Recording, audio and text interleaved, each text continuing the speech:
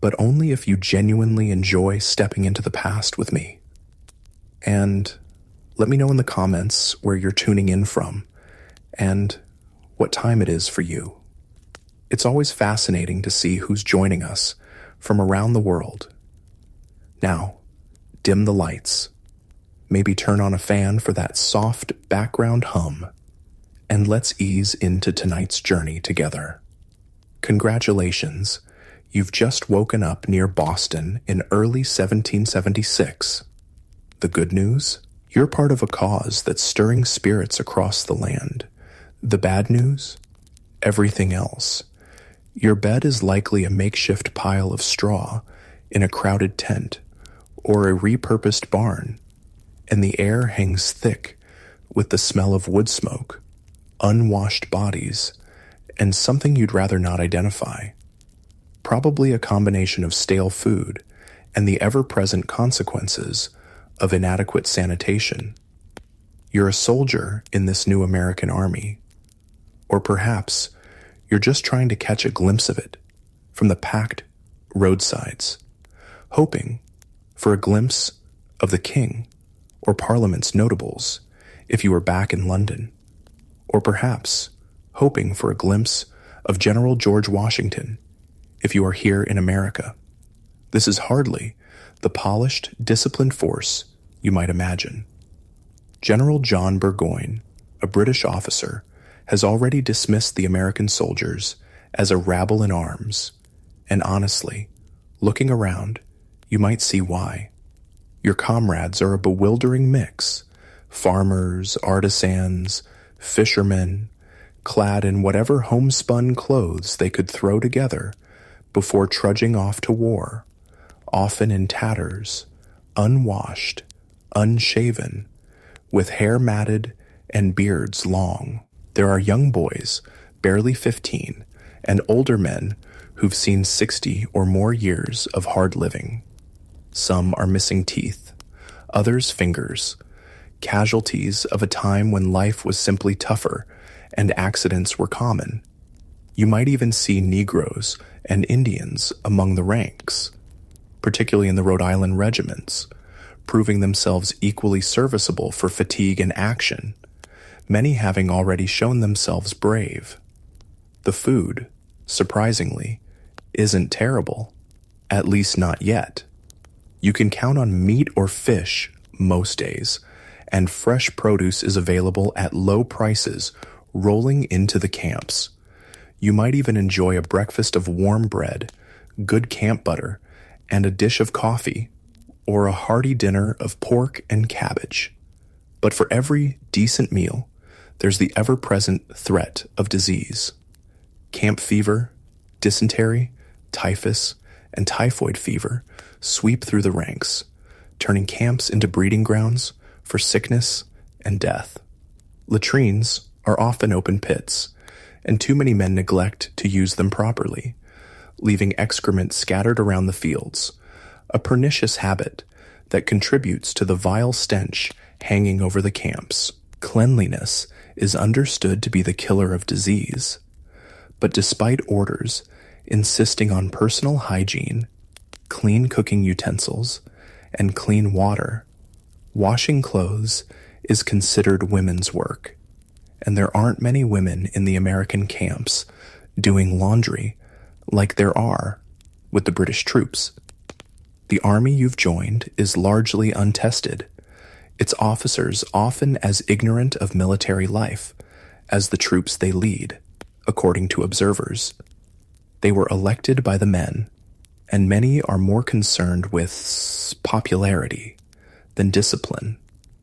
You hear stories of men being flogged, put on the wooden horse, or drummed out of camp for drunkenness or minor infractions, punishments Washington has ordered to bring order to this rabble. But change comes maddeningly slow.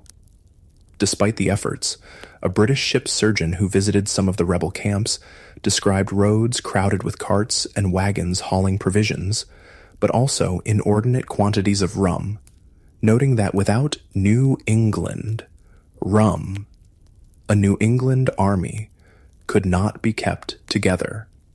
He calculated men were consuming a bottle a day. The spirit, while high in moments of patriotic fervor, is also prone to dissipation. Your arms are as varied as your comrades' costumes, mainly flintlock muskets and fowling pieces, some ancient.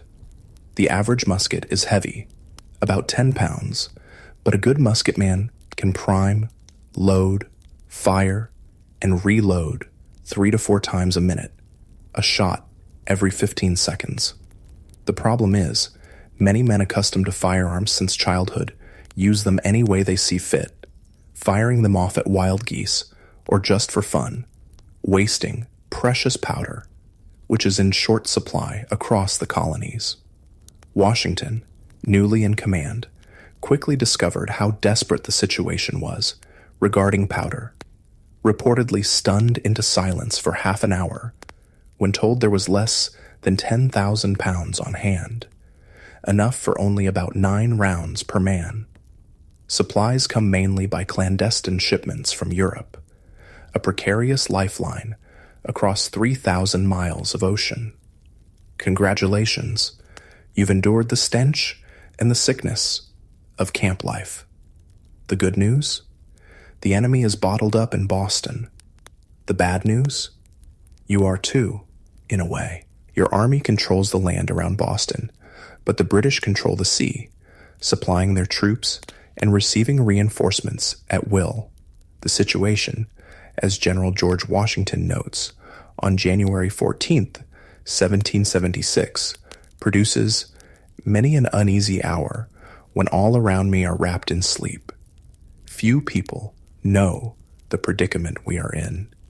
He's been in command for 6 months, since July 3rd, having taken over the sprawling, spontaneous New England army that gathered after Lexington and Concord, and the savage, fighting at Breed's Hill and Bunker Hill. Washington, a 43-year-old Virginian, a man of commanding presence, over 6 feet tall, well-proportioned, with reddish-brown hair and gray-blue eyes, carries himself with martial dignity. He's accustomed to respect, amiable and modest, but with a certain distance in manner. He had little prior military experience beyond backwoods warfare and the disastrous Braddock campaign, never having led an army in battle or directed a siege. Yet, Congress appointed him commander-in-chief of the Army of the United Colonies. He himself feels great distress, conscious his abilities may not be equal to the trust, but seeing the importance of the glorious cause, he accepts the momentous duty. He quickly sets about organizing the army, which still has no flag or uniforms. Officers are distinguished by ribbons or cockades, sergeants by red cloth on their shoulders. Washington chooses a light blue ribbon across his chest. He insists on discipline. New rules and regulations are read every morning after prayers. He reviews the defenses on horseback almost daily. Yet, despite the changes, the army remains largely composed of citizen soldiers, many unused to being told what to do every hour of the day, preferring to do as they please. This puzzles Washington, who struggles with a mounting contempt for what he sees as the unaccountable kind of stupidity in the lower class of these people and the officers who cater to them to get reelected. However, Washington finds a few remarkable men, untried but with ability. Nathaniel Greene, a 33-year-old Rhode Island foundryman, self-educated, good-natured, and a born leader who had never set foot on a battlefield before joining the army 6 months ago.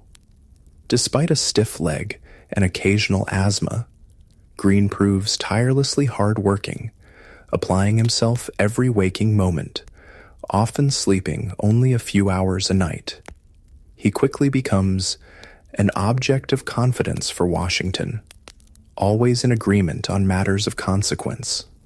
Another is Colonel Henry Knox, a 25-year-old Boston bookseller, big, gregarious, and highly energetic, despite a fouling peace accident that destroyed 2 fingers on his left hand. Knox, like Greene, is self-educated, reading all he can on gunnery and tactics. Washington had decided the army at Boston was insufficient, and the king had dispatched reinforcements and 3 of his best major generals, William Howe, John Burgoyne, and Henry Clinton.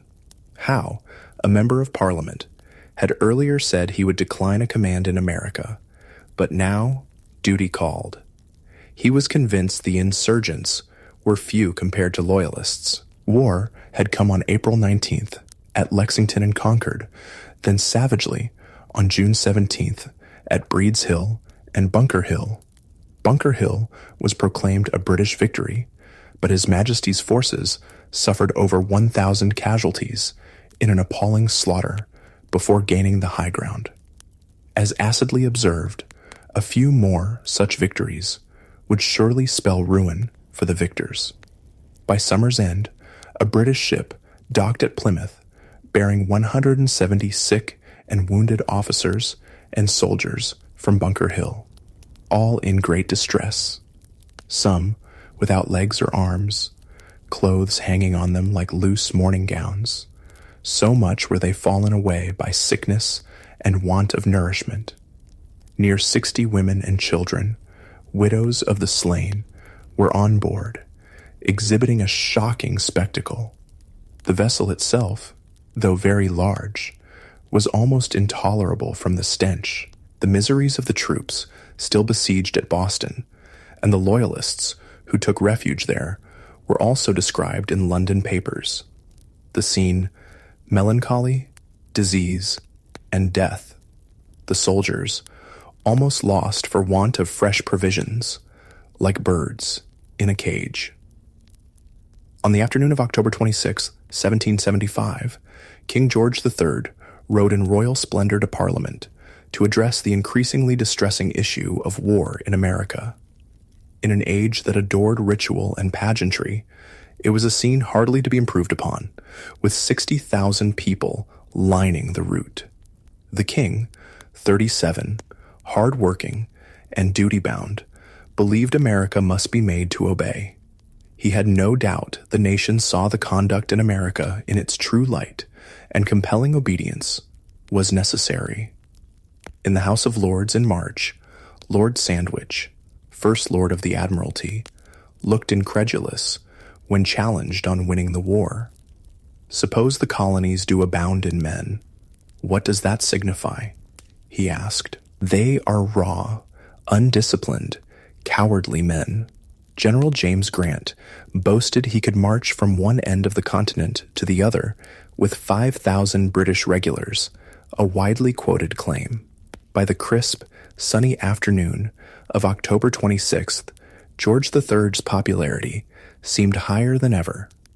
He entered the House of Lords, flanked by peers, addressing Parliament on the desperate conspiracy and rebellion in America.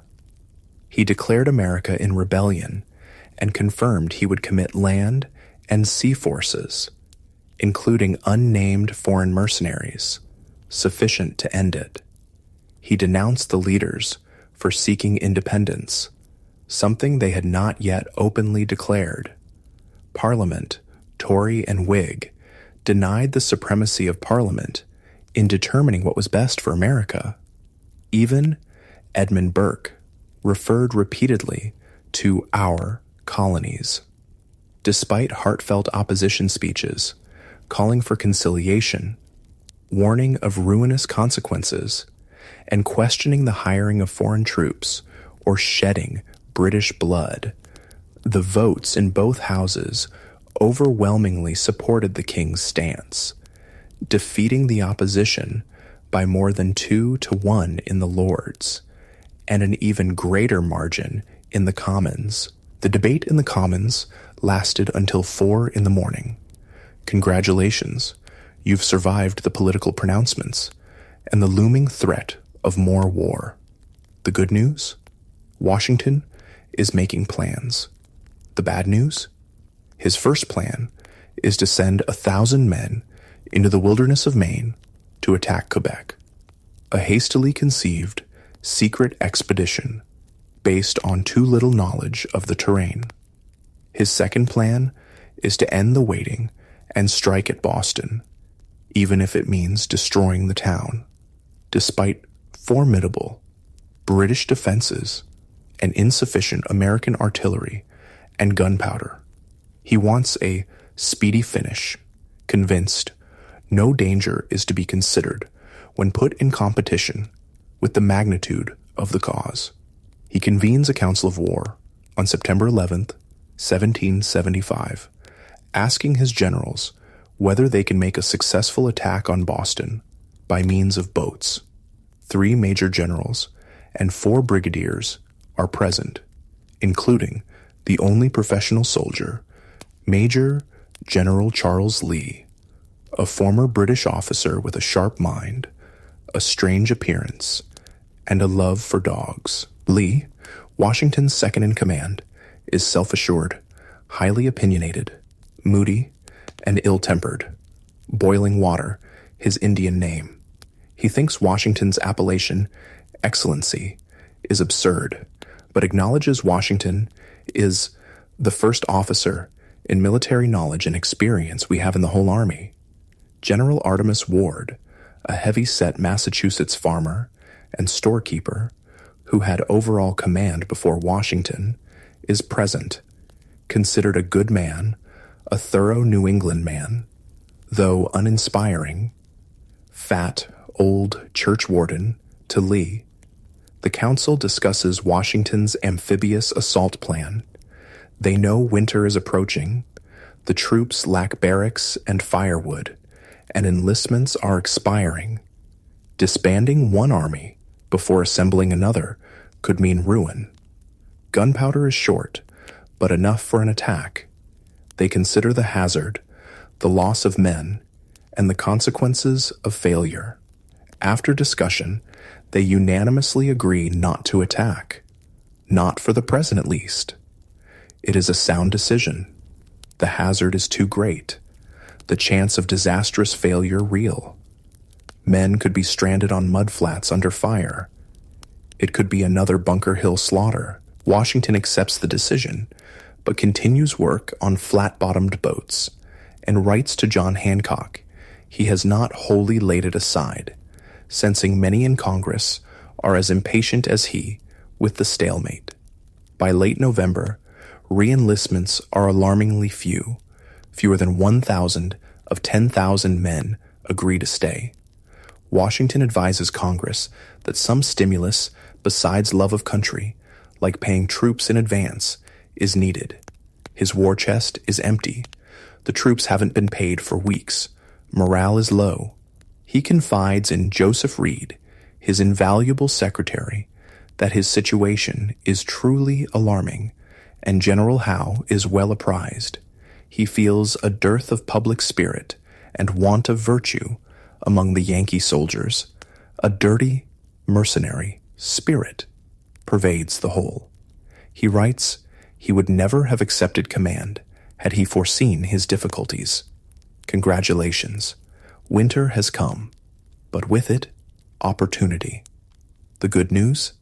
Colonel Henry Knox is on his way with cannon from Fort Ticonderoga. The bad news? The journey is brutal. His army is shrinking, and the British still seem to underestimate you. On November 21st, the first snow falls. Winter is here, with bitter winds. Distress is reportedly extreme in Boston. The British are cutting trees and tearing down houses for firewood. Supplying the besieged city by sea is difficult due to winter storms and American privateers. Food is short. Men are dying of scurvy. Smallpox rages. British deserters crossing the lines report the American army is tired, unpaid, lacks clothing, and longs for home. In mid-January, Washington writes one of his most forlorn letters to Reed, suffering sleepless nights, feeling few know the predicament they are in. He enumerates his troubles, Little powder, no money. Depleted arms supply because men going home took muskets. Only half his paper army fit for duty. He believes his inability to attack Boston led to this pass and considers it miraculous the British are blind to his true state. He's downcast, wishing he'd taken his musket and entered the ranks or retired to the back country and lived in a wigwam. He believes if he rises superior to these difficulties, it must be Providence blinding the enemy. Washington learns through undoubted intelligence the British are fitting out ships, likely for New York, a city of vast importance. Generals Lee and Greene are convinced New York is crucial. Loyalists are numerous there. Greene warns getting sentiment against them would be a fatal stab to the colony's union. He sees two choices: defend New York or burn it. Lee offers to go to New York to see about defenses. Washington, though agreeing time is of the essence, knows congressional approval is needed. Fortunately, John Adams, on leave from Congress, assures him New York is a kind of key to the whole continent, and no effort to secure it ought to be omitted, giving Washington full authority for action anywhere. On January 8th, Washington dispatches General Lee to New York to put the city in the best posture of defense. The bitter cold continues in Massachusetts. Washington tests the ice on Back Bay, hoping for an ice bridge for an attack. On February 16th, he convenes a council of war, urging a bold attempt on Boston, a vigorous attempt, when practicable. Gates notes, it's a major question. Putnam bewails the lack of powder. Greene, stricken with jaundice, writes his dread of the proposed attack. Horrible if it succeeded, still more horrible if it failed.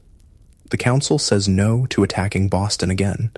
However, they agree to another plan: lure the enemy out to attack the Americans by fortifying Dorchester Heights. Howe had sworn he would sally forth if the Americans occupied Dorchester. Washington, crestfallen over not attacking Boston, thought too dangerous, gracefully concedes.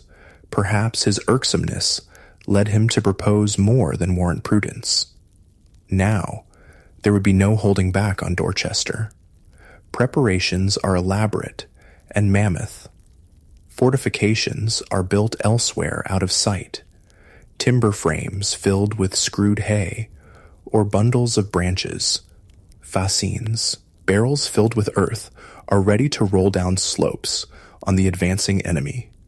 To divert the enemy and drown out noise, night artillery barrages are planned from Roxbury, Cobble Hill, and Lechmere Point, where Knox's cannon from Ticonderoga are emplaced.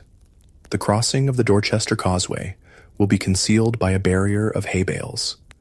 3,000 men under General Thomas will fortify the heights. 4,000 more will stand by at Cambridge for an amphibious attack on Boston once the British assault on Dorchester begins. Howe is reported to intend to evacuate Boston at first chance, but this does not deter Washington. Congratulations, you've made history. The good news? The British are gone from Boston. The bad news? The war is far from over, and your army is headed to New York, where the challenges are immense. On the night of March 4th, 1776, the bombardment of Boston begins, British answering with a heavier cannonade. Abigail Adams, 10 miles away, writes her house shakes, and she can't sleep. Little damage is done, mostly noise, just as Washington wished.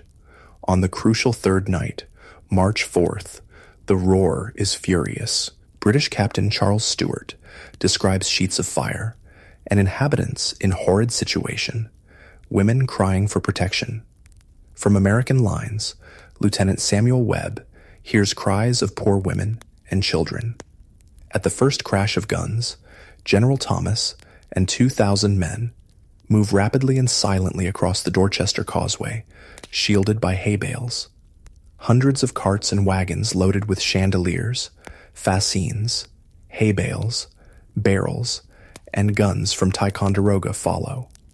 Dr. Thatcher notes the procession moves in solemn silence while cannon roar. Progress up the steep slopes is difficult. Ox teams and wagons make 3 and 4 trips. The night is unseasonably mild, perfectly beautiful with a full moon, ideal conditions for working, as if the hand of the Almighty were directing things, as Reverend William Gordon feels certain it was. By first faint light before dawn, everything is ready, at least 20 cannon in place. It is an utterly phenomenal achievement. At daybreak, British commanders looking up at the heights can scarcely believe their eyes. Howe exclaims, "These fellows have done more work in one night than his army could do in 3 months." The shock of discovery throws the British into utmost consternation. Their immediate cannonade proves useless. Their guns cannot elevate high enough. Admiral Shuldam sends an urgent message to Howe. No ship can remain in the harbor unless the rebels are removed. Howe must attack. He orders 2,000 troops to proceed by ship to Castle Island for an attack on Dorchester at nightfall. Captain Archibald Robertson thinks the plan little short of madness. The fate of the whole town, if not America, at stake. By nightfall, a storm rages, with hail mixed with snow and sleet. By midnight, the wind blows almost a hurricane. Windows are smashed, fences blown over. 2 British transports bound for Castle Island are blown ashore. American Lieutenant Isaac Bangs calls it the worst storm he ever exposed to. Clearly, no British assault will happen that night. The morning after, the storm continues, rain driving. General Heath concludes, "Kind heaven intervened." Howe calls off the attack and gives orders to prepare to evacuate Boston. Possibly, it was the storm, but also Robertson's pleas and the influence of other officers, and John Montresor, who convinced Howe to evacuate. No one in Boston will forget the days that followed. In less than 48 hours, the town's security dissolves. Howe's army and fleet are in danger. They face the humiliation of ignominious retreat. Boston becomes a scene of utmost frenzy. Nothing but hurry and confusion, every person striving to get out. Loyalists are in utmost distress. Howe had received no orders from London since October. He has no long-standing plan for withdrawal. General Grant notes he was never in so thick a wood, but they must look forward and get out. Thousands of troops, military stores, women, and children must be transported, plus every loyalist who chooses to go. Food is scarce. Ships are delayed by storms. High winds churn the harbor. Rebel guns remain silent, but are visible on Dorchester Heights, steadily strengthening their position. On March 8th, town selectmen cross lines under a white flag, stating, "Howe has no intention of destroying the town unless the troops are molested." The word is passed, allowed to depart peacefully. The British would spare the town. The night of March 9th, when rebels move on Nook's Hill, Howe orders a thunderous all-night bombardment, but only 4 men are killed by a single ball. Men gather 700 cannonballs the next day. In town, the rush worsens. Hogsheads of sugar and salt, barrels of flour, even the commander's elegant coach are dumped into the harbor. Cannon are spiked or dumped. Americans watch confusion from hillsides. Washington convinced Howe is ready to sail for New York. The alarm and anxiety among loyalists is extreme. They must leave, but don't know where or if there's room. By March 10th, they are told to come aboard. There's no time to deliberate. little can be taken. Those who earlier fled Cambridge or Roxbury know the experience. Now, Bostonians face forsaking homes, belongings, way of life. How orders inhabitants to give up linen and woolen goods for the enemy's use. Crean Brush, a loyalist, is assigned to carry it out. He and his men plunder the town. Gangs rampage, breaking open houses and shops. There never was such destruction and outrage committed any day before this. Brush makes off with over 2,000 pounds worth of goods from one wharf. Not until St. Patrick's Day, Sunday, March 17th, does the wind turn fair. At 4 a.m, over 8,000 redcoats march through the dark streets. By 7, ships throng the wharves, lifting sail. By 9, all are underway. 120 ships depart with over 11,000 people, 906 troops, 667 women, 553 children, 100 loyalists. Americans watch from shore, cheering, weeping. Surely it is the Lord's doing. The whole fleet anchors at King's Road. Howe's flagship, Chatham, fires a roaring 21-gun salute, the Chatham's full 50 guns answering, an ear-splitting reminder of royal might. Congratulations, you've survived the siege of Boston. The good news? It was a pretty sharp skirmish, and a victory. The bad news? You're headed to New York, a far greater challenge. The first cheers from American lines come at 9 that morning. Small boys run across the neck with news. British troops are still manning Bunker Hill fortifications. Hay dummies set up by fleeing redcoats. Early afternoon, the first troops from Roxbury march into Boston, drums beating, flags flying, led by Artemus Ward. Washington, in a characteristically gracious gesture, gave the honor to Ward, the thorough New England man, and his predecessor. He knows Ward was the first to favor a move on Dorchester Heights. Washington attends Sunday services, his chaplain choosing Exodus 14:25 as text, and they took off their chariot wheels, for the Lord fighteth for them against the Egyptians. Washington rides into Boston, March 18th, surprised how much was not destroyed.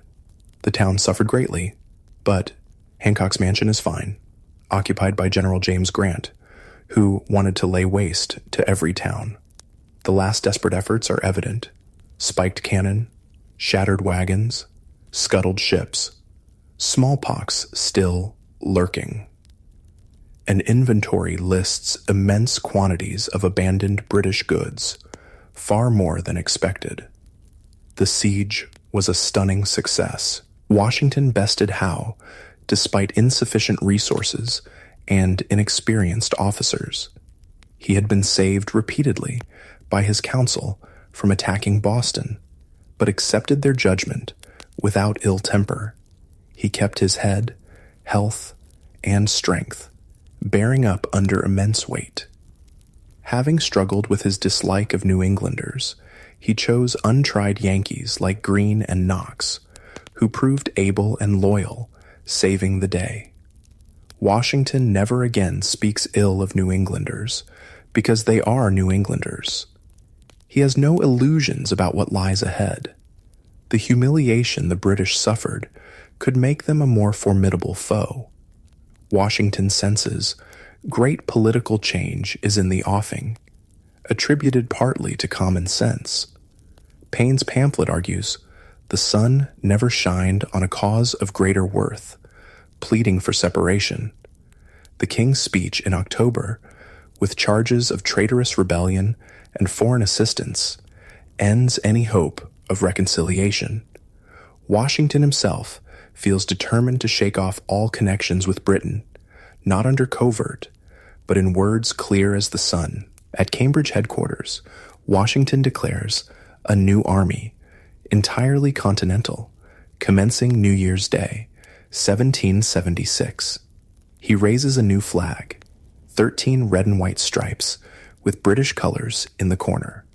The British in Boston mistake it for a flag of surrender. Congratulations! You've made it through the winter, and the British are gone from Boston. The good news? You're on the move, heading for New York. The bad news? The journey is rough, the roads are terrible, and the enemy fleet is massive. For 2 weeks, the army marches through the untroubled countryside of New England, columns winding, showing the first faint signs of spring. Citizenry turn out to cheer, offer food and drink. Large armies are an unfamiliar sight. Hurry is the order of the day. Washington is in extreme hurry to reach New York.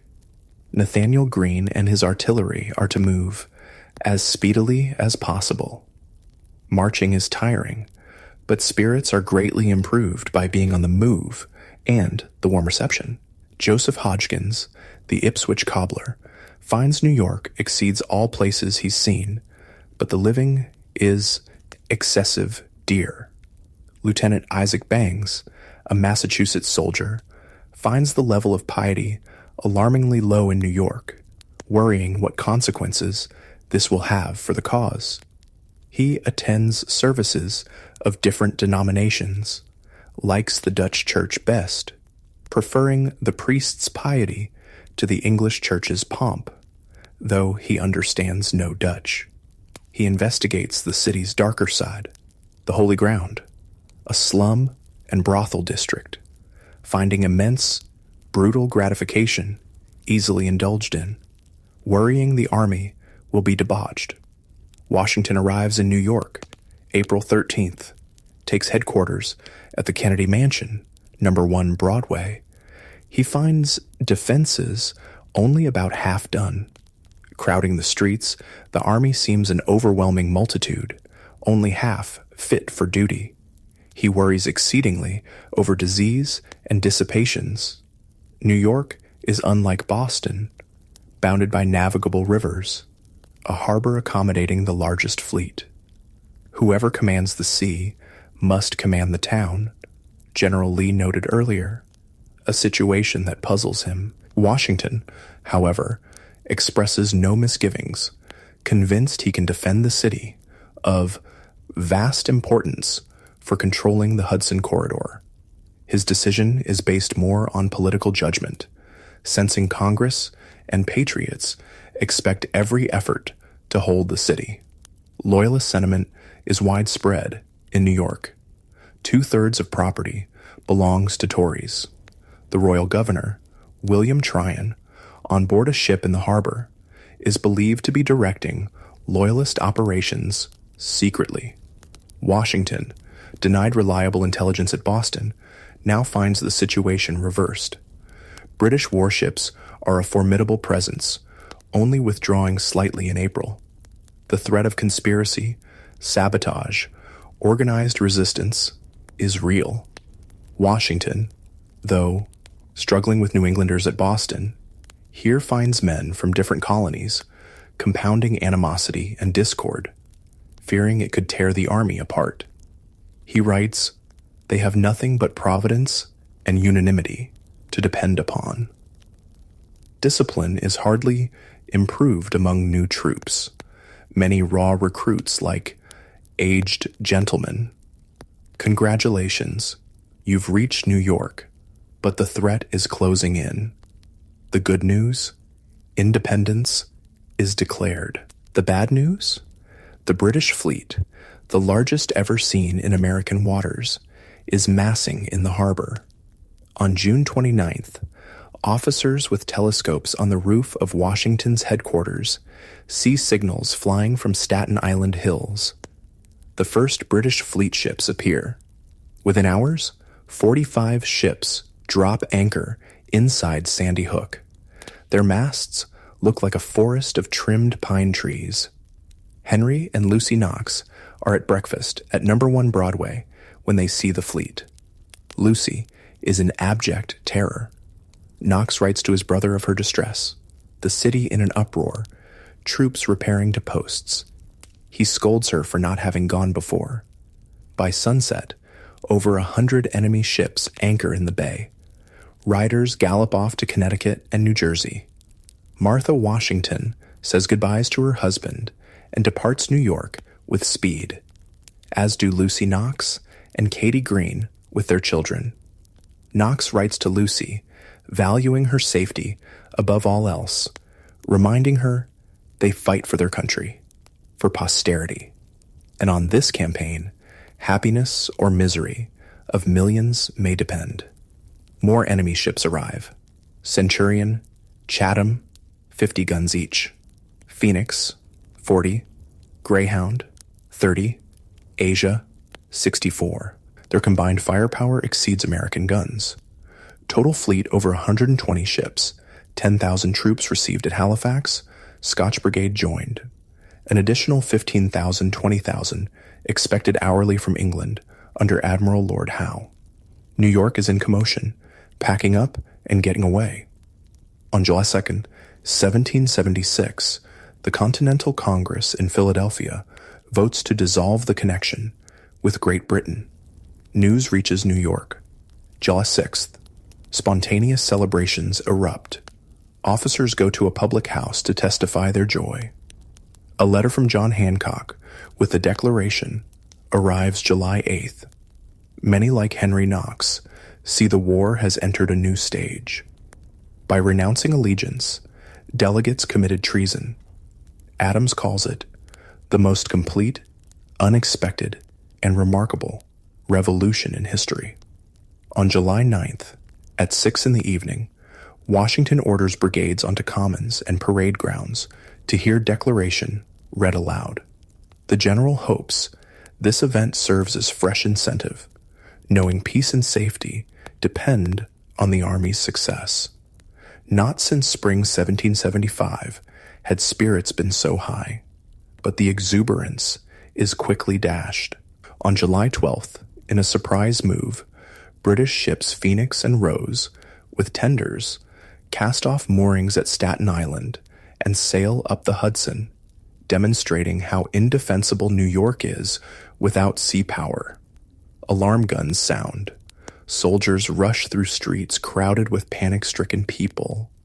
Cannon at Fort George and shore batteries open fire.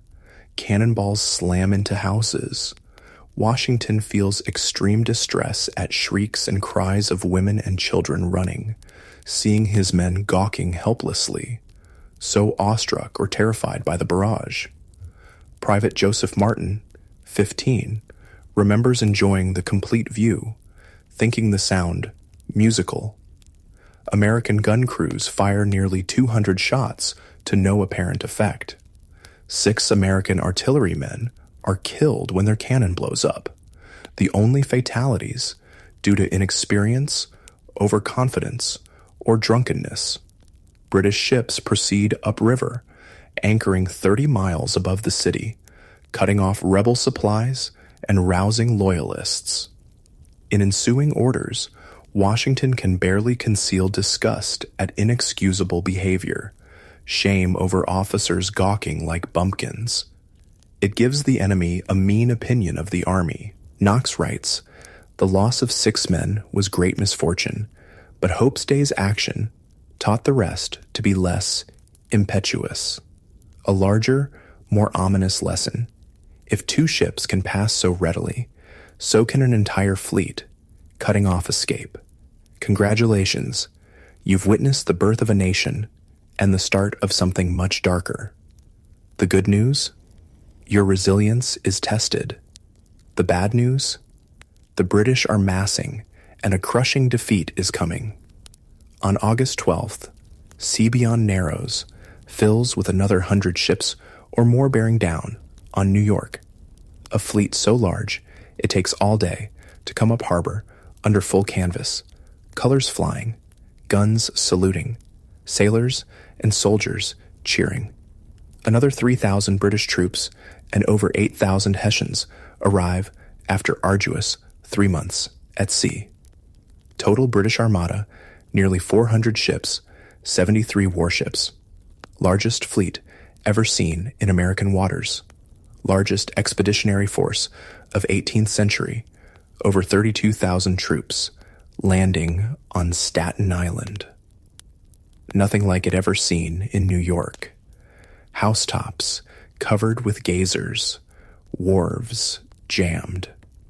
To Americans, they are colossal. Joseph Reed writes to his wife, "Astonished a people would come 3,000 miles at such risk and expense to rob, plunder, destroy another people, because they won't lay lives and fortunes at their feet. On Staten Island, redcoats in tent encampments are in holiday spirits. On American side, veterans of Boston campaign like Jabez Fitch and Joseph Hodgkins have no doubt troops will give a good account. Confidence bolstered by distorted notions of own strength. Enemy is coming in almost every day, perhaps 25,000. One paper says American Army numbers 70,000. New arrivals look like soldiers, in smart uniforms, well-armed, marching into town full of pride. Delaware Blues, 800 men, in handsome blue coats, white waistcoats, buckskin breeches, white woolen stockings, fine English muskets.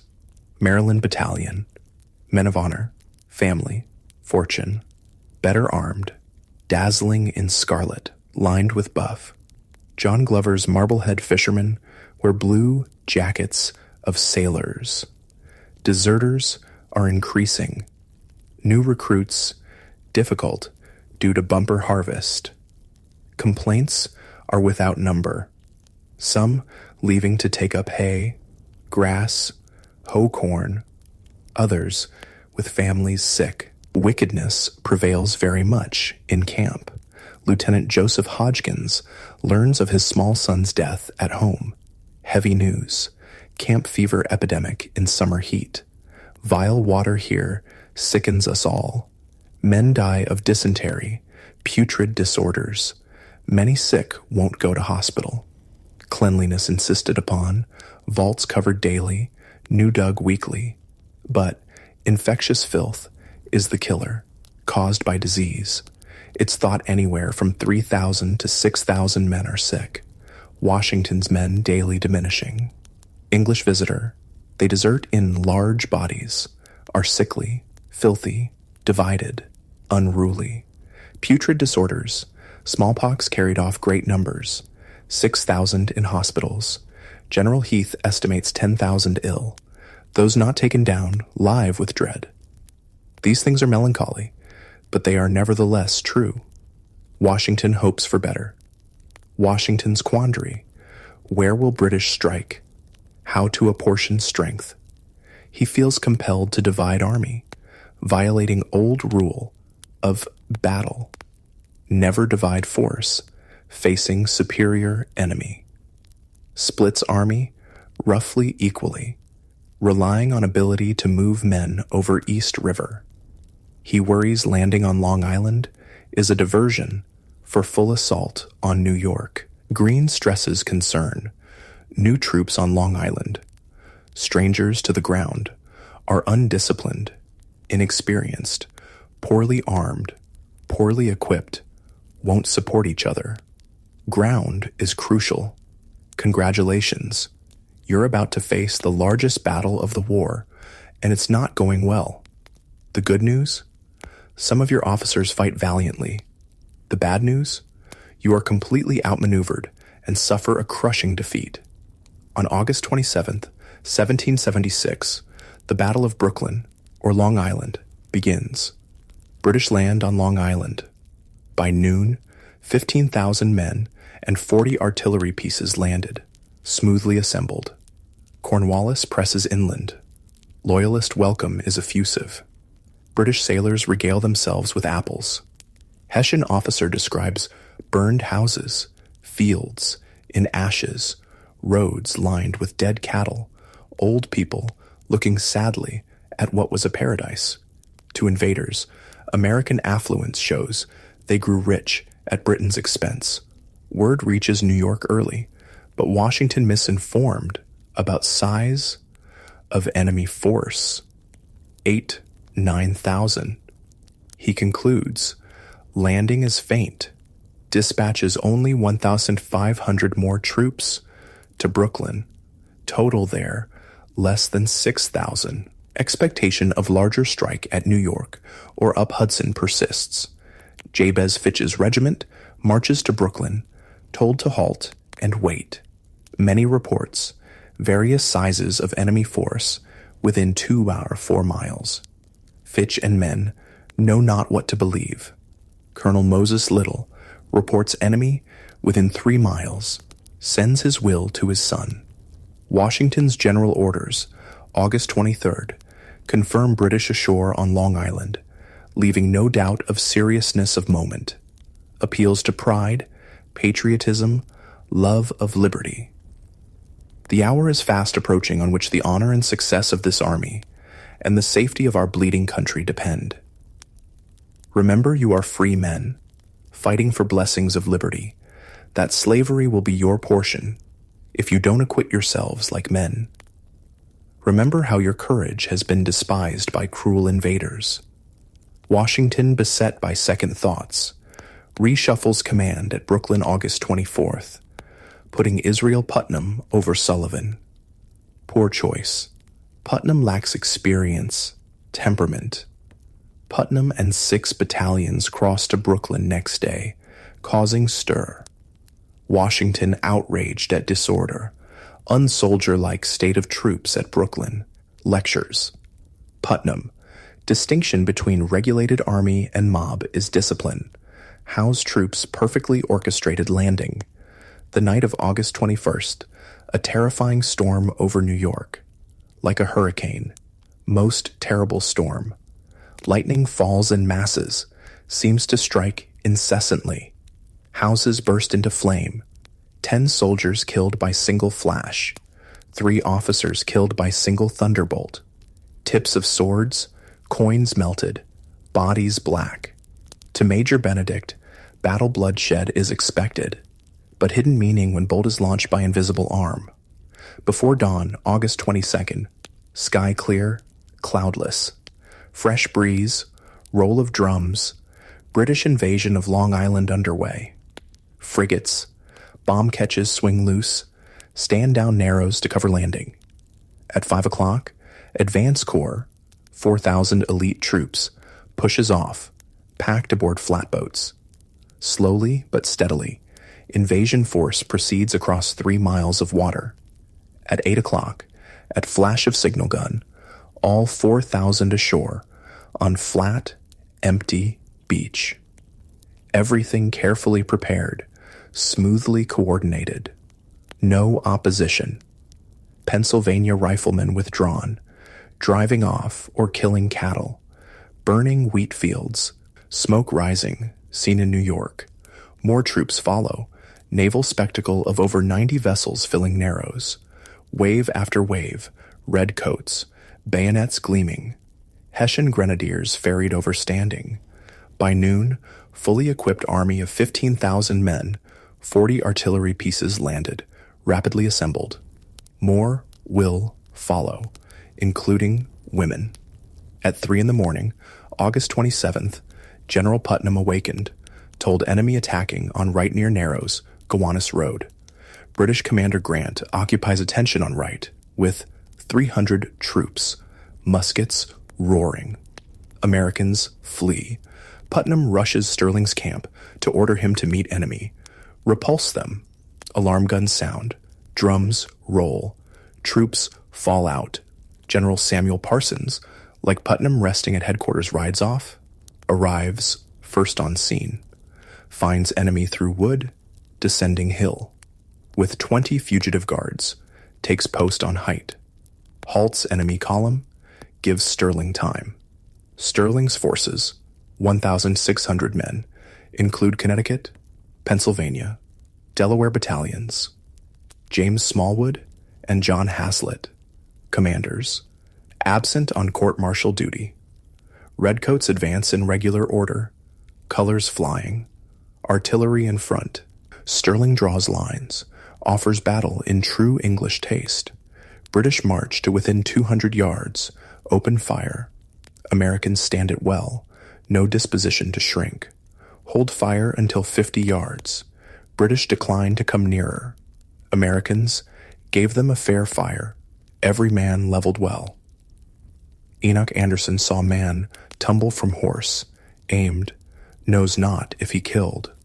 Fire returned, killed 2 Americans.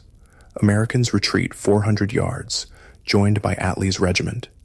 Twice British assault Parsons' troops on height. Twice American lines hold. Sterling's men under cannon bombardment. American cannon answer.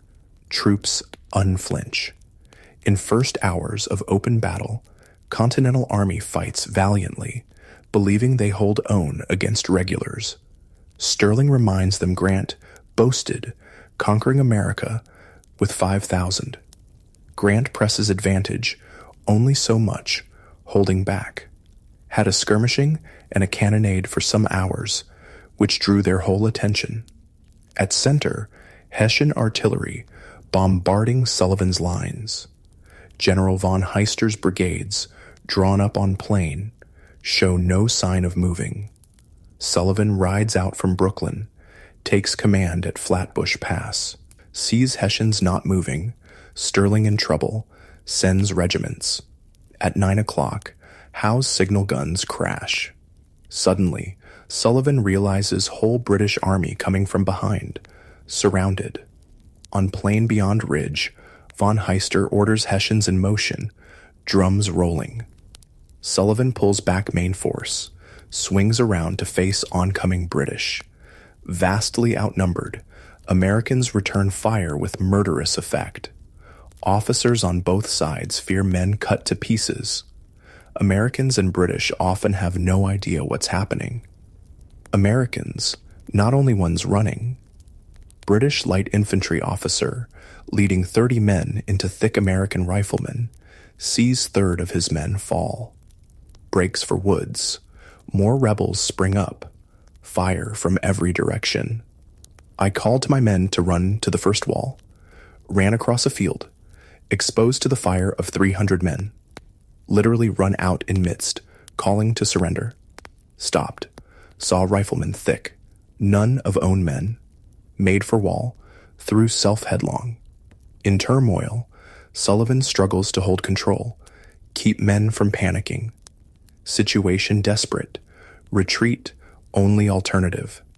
Stages of fight and flight. He leads them rapidly toward Brooklyn lines. Those left to hold ridge overrun by Hessians. Jaegers and grenadiers, with bayonets, move through steep woods. Terrible hills. Suddenly appear. Americans only get shot or 2 off. Some fight back, wielding muskets like clubs. Run through with bayonets. Some plead for mercy. Fear of the Hessian troops was indescribable. Surrendered, begged on knees. Those who get away flee back down through trees, run headlong into hail of British fire. Left side of American line collapses. Thousands run, hundreds captured. Sullivan holds back, trying to see many to safety. Amazingly, most succeed. Sullivan captured. American soldier Lewis Morris barely escaped. Wright Sullivan surrounded, pistol in each hand, going directly between enemy lines. Joseph Hodgkins runs pell-mell into marshes, fired on, knows hardly who killed or drowned. Sterling, surrounded, determined not to surrender sword, breaks through fire to Hessian regiment, gives himself to von Heister. By noon, rout over. British, advanced so rapidly, want to keep going, carry attack to Brooklyn Works.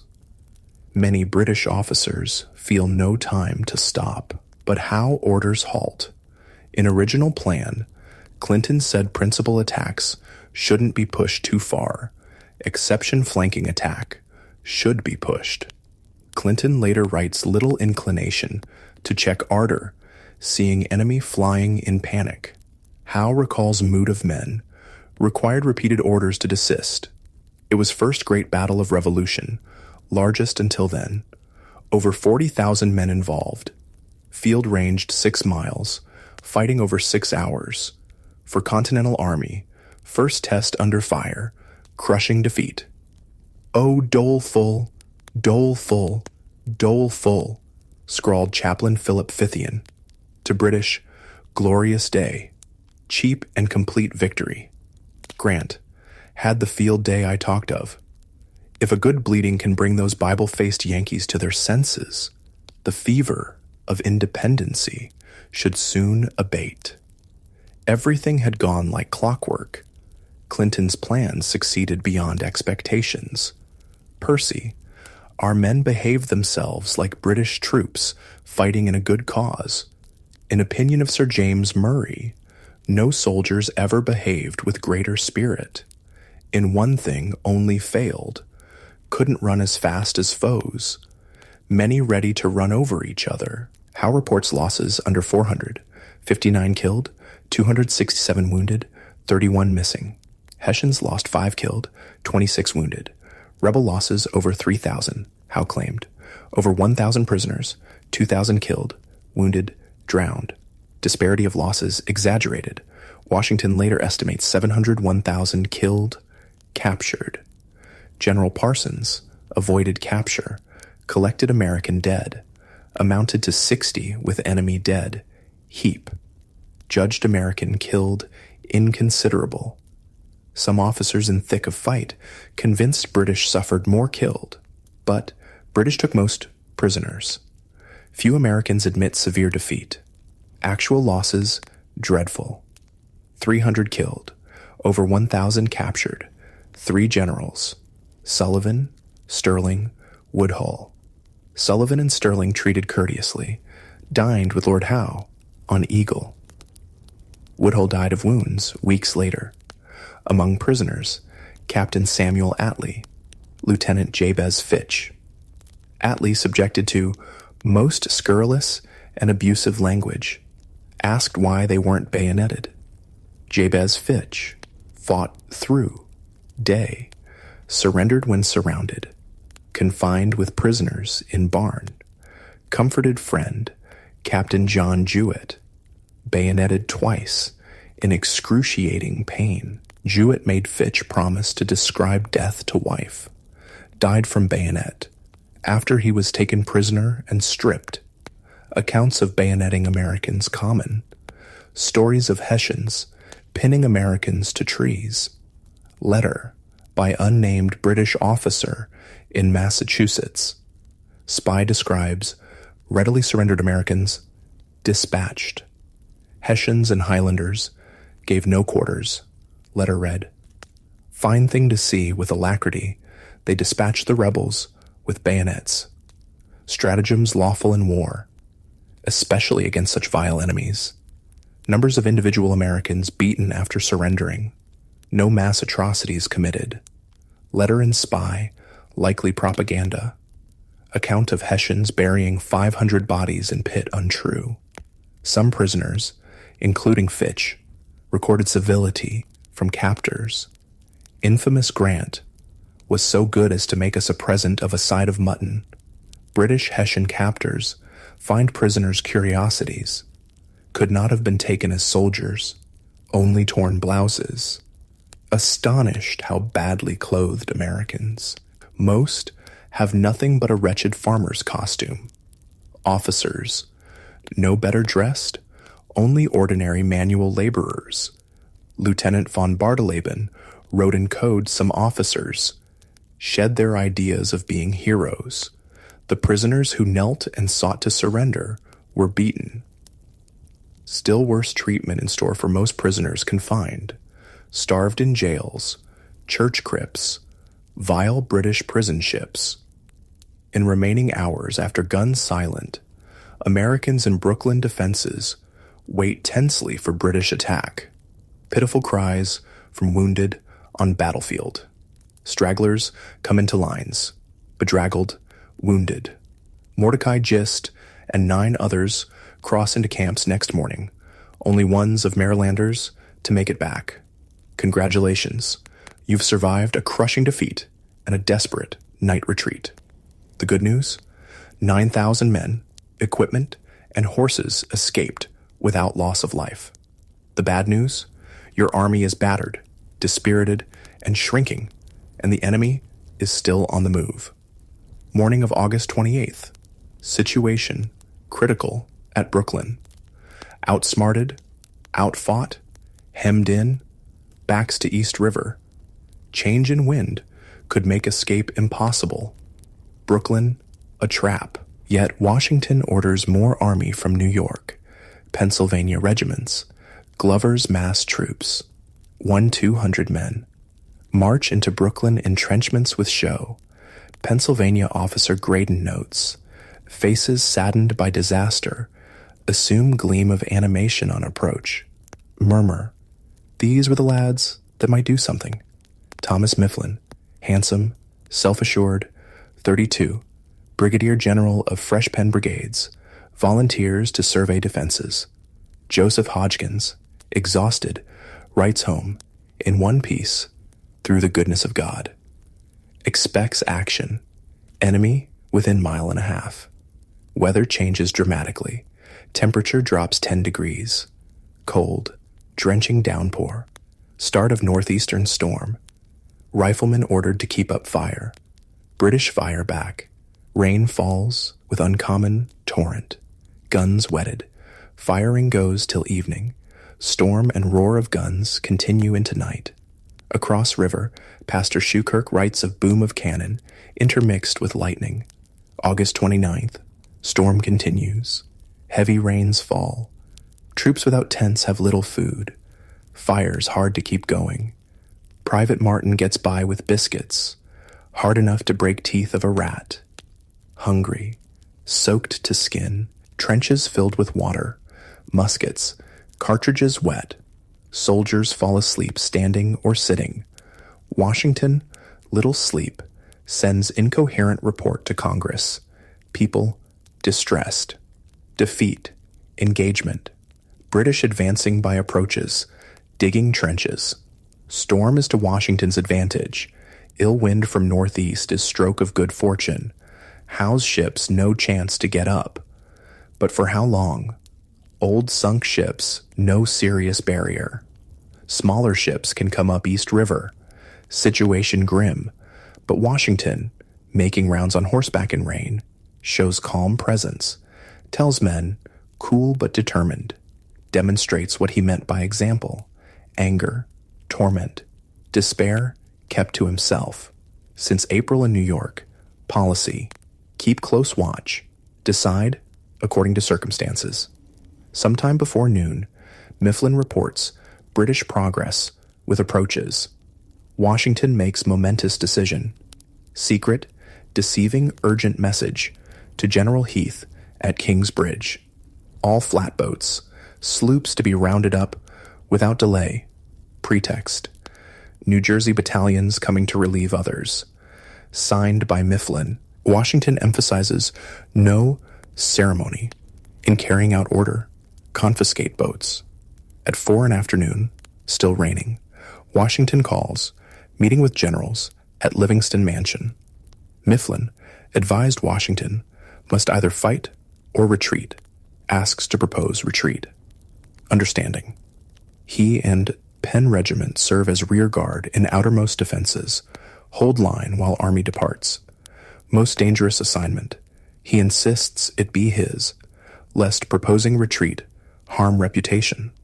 Words of minutes. Submitted. Whether eligible to leave Long Island and remove army to New York. Unanimous decision. Only General John Moran Scott expresses doubts, aversion to giving up ground. Orders come at 7. Troops under arms with packs. Everything. Night attack on enemy, they are told.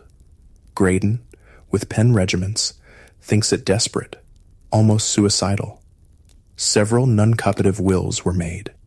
Graydon concentrates on summoning courage. 9 o'clock. Troops with least experience, sick, wounded. Start for Brooklyn ferry landing. Pretext, relieved by reinforcements. Soldiers nearer front lines know nothing. Thing was conducted with so much secrecy. Neither subalterns nor privates knew whole army crossing back to New York. Officers not told. Graydon thinks order for attack, extreme rashness. More, he thinks, more puzzled, until it flashed upon my mind that a retreat was the object. Order for assailing enemy a cover. Fellow officers dared not suffer themselves to believe it. Others think night escape, true intent. Way risks. Major Benjamin Talmadge thinks it formidable obstacle to move large body across mile-wide river with rapid current. Enemy, victorious, disciplined, numerous, fleet-stopping navigation. Rain stops. Northeast wind keeps blowing, proving deterrent to American retreat. First troops at ferry find river rough. No boats can cross. Stand and wait. General McDougal, in charge of embarkation, sends message. No retreat tonight, with conditions. About 11 o'clock, wind dies down, shifts to southwest. Small armada of boats, manned by Glover's Mass, sailors, fishermen, starts over river from New York. Glover crossing to give directions. Glover's men, crucial, extraordinary seamanship, negotiate, swift, contrary currents in loaded boats, water inches below gunwales, in pitch dark, no running lights. Few had so much riding on skill. Boats work back and forth. More troops ordered to withdraw from lines. Tedious was the operation through mud and mire. Wagon wheels muffled with rags. Talking forbidden. Strictly enjoined not to speak, or even cough. Move like specters.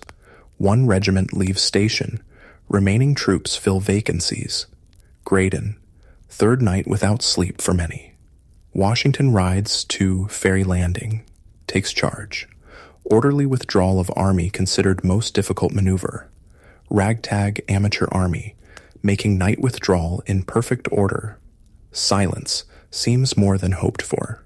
Worst fear, British discover, descend with superior force. Troops in Mifflin's vanguard still holding outer defenses, knowing chance of annihilation if enemy wiser. Event of British attack. Fall back. Rally at Old Dutch Church. Hours pass.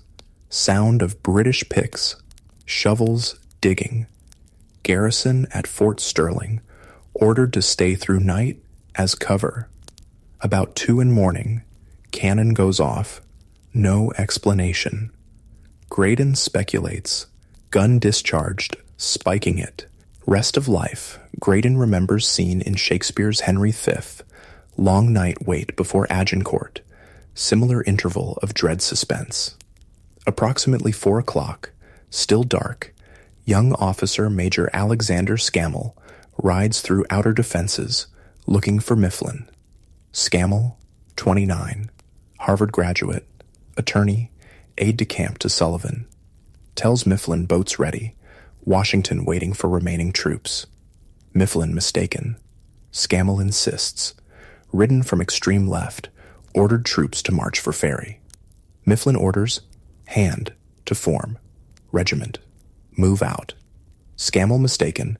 Blunder could spell disaster. Troops leave trenches. Start for river. Without delay. Halt near Dutch Church. Washington, astride horse, demands to know. Hand explaining when Mifflin rides up. Faces hard to see. Hand remembers Washington exclaiming, "Good God, General Mifflin, I am afraid you have ruined us." Mifflin responds with some warmth, obeying Washington's orders by Scammell. Washington. Dreadful mistake. Come too soon. Much confusion at the ferry. Must turn back to posts. Weary troops held lines. Counted hours till relief. Waited in dark. Moment of extreme difficulty. Trying business to young soldiers. Graydon. Whoever has seen troops in a similar situation knows how to appreciate the conduct of these brave men. Return to lines. Had the good fortune to recover our stations, without the enemy perceiving what was going forward. At Ferry Landing, troops Supplies, artillery, loaded aboard boats. Everyone worked furiously. Connecticut soldier remembers making 11 crossings. Exodus not moving fast enough. Some heavy cannon mired in mud, left behind.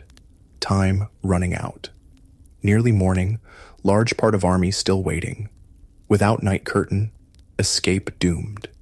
Incredibly, circumstances intervene. Just at daybreak, heavy fog settles over Brooklyn, concealing everything. Fog so thick, soldier could scarcely discern man at 6 yards. Even with sunup, fog dense. Over on New York side, no fog. At long last, Mifflin, rear guard, troops at Fort Sterling summoned. Supposed we did not linger. Major Tallmadge, with regiment among last, thinks he saw Washington on ferry stairs staying to end. Graydon estimates 7 in morning, perhaps later, landed in New York. In less than hour after, fog disperses, enemy visible on shore left behind. In single night, 9,000 troops escaped across river. Not a life lost, only 3 men captured, hung back to plunder. Congratulations, you've escaped the trap at Brooklyn. The good news? You survived. The bad news? You were outsmarted, outfought, and suffered heavy losses, and the enemy is still pursuing. Friday, August 30th. Morning, to British astonishment, rebels evacuated all works on Brooklyn without shot fired. Neither could shipping get up for want of wind, and Hull escaped. Immediate British reaction, utter astonishment. Rebel army vanished under noses. Surprise no less than at Boston. Difference, relief, not dread. Brooklyn, and defenses theirs for taking, rebels on the run, cannot yet account for their precipitate retreat. Grant fails to understand why Americans abandon massive fortifications so readily. General Howe performed admirably, deserved success. Lesson of Brooklyn. Pushed, Americans won't face King's troops again.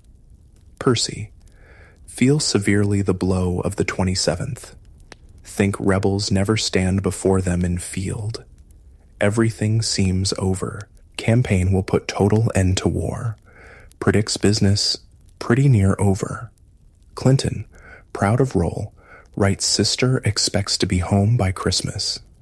Many officers come to see rebel works, enjoy view from Fort Sterling. Most beautiful and fertile spot, yet seen in America, disturbed only by reek of unburied dead. Rebels, flight, behaved very ill as men. Some, including Grant, saw Americans made daring, superbly executed move. Wisely, gotten out when they did. Very ably effected retreat. Charles Stedman calls retreat particularly glorious. Saw peril of change in wind. Phoenix rose up East River, would cut escape. Retreat commended. Washington's leadership during retreat. Good luck played large part. Wars not won by withdrawals. Successful evacuation cannot compensate for losses. 1,000 plus prisoners, dead, wounded. Battle of Brooklyn, a fiasco. Washington, indecisive, inept. First command on large field, he and officers failed. Made to look like fools. From moment he took command in New York, Washington put himself in impossible position. Failed to recognize whoever commands sea must command town. Ignored warning, dividing army, counted on ability to respond to circumstances, moving forces across East River, on eve of British attack, still baffled over whether it was real thing, what to do. British everything went as planned, landing to battle. Washington, almost nothing went as planned. Assumption of frontal assault, heart of American strategy, wishful thinking. Outmaneuvered, battle over before it began.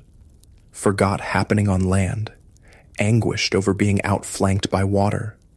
How could man insistent on things done so, McCullough writes, care so little about details? Jamaica Pass unguarded, impossible to explain. Spent day at Brooklyn studying situation. Washington never accounted for his part. For many, escape proof of ability, ease humiliation. Americans rightly claim vastly outnumbered, showed courage, tenacity. General Putnam blamed for not ordering Sterling to withdraw sooner. Sullivan blamed for knowing too little terrain. Both faulted for leaving Jamaica Pass unattended. Colonel Samuel Miles, supposed in charge of left flank, had hunch enemy would use Jamaica Pass, did nothing. Sterling, for all bravery, criticized for fighting on open field. Many, including Henry Knox, insist Nathaniel Greene, familiar with details of Gowan Heights, would have met stiff opposition at Jamaica Pass. Things gone differently. Possibly. Greene's illness, absence, one of Washington's severest blows. Washington largely blames Sullivan for little vigilance at Jamaica Pass, implying Greene wouldn't allow surprise. But British victory, certain all day. Struggle lasted longer, cost greater, but outnumbered. Without control of sea, Army never had chance. Howe's decision not to continue attack, afternoon subject of speculation. Severest critics, Captain John Montresor, morning of August 30th, first to discover Americans vanished. No question, Howe should have pressed attack, failed grievous mistake. Never pursues his victories, Montresor's assessment. Clinton feels with Americans flying in panic. Howe had chance to end war. Clinton wouldn't say so when questioned. Judged it prudent to hold back. Cornwallis in Parliament refuses to say Brooklyn lines taken by immediate attack. Americans wanted another Bunker Hill. Howe, remembering cost, no desire to squander lives on frontal attack. Lines hours at cheap rate by regular approaches.